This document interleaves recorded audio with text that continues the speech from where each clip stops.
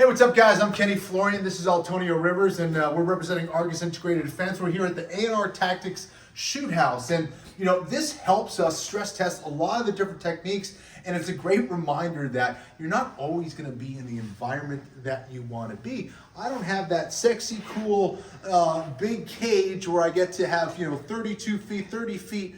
To bounce around and set up my techniques and all that stuff. I don't have that, right?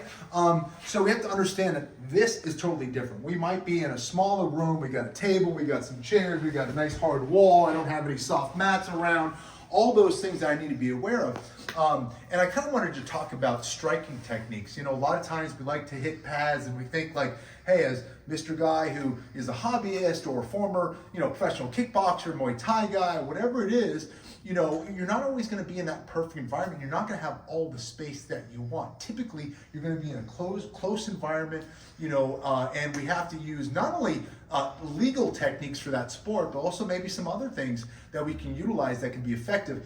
Very easy to break your fingers, very easy to break your hands, and sometimes we need some other weapons besides just kind of throwing bombs, especially in a small space. I might not have the luxury of trading on the outside, especially, let's say I got a bigger guy, he's got a longer reach, he can hit me from out here. If we go to trade, boom, I'm kind of throwing dice here. Like if I throw a shot, maybe I land, but he can land as well. So I want to be a little bit closer, I'm going to be a little bit more safe. What kind of techniques do we want to be aware of? Well, we have a lot of shorter range techniques, right? If I'm on the inside, first of all, I always want to be on the inside of his arms, right? It makes it way more difficult for him to throw strikes from this situation, right? I'm always able to kind of block and control that inside position. I also have my head, boom, right? This is a nice short shot that it can be extremely effective to bust up someone's face. The top of the head specifically is one of the hardest parts of the body.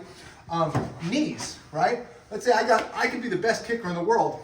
I can't kick them here. I got this table in the way. I can't really, right? But I can have things like knees, right? Whether it's inside the legs, groin, stomach, grabbing his head.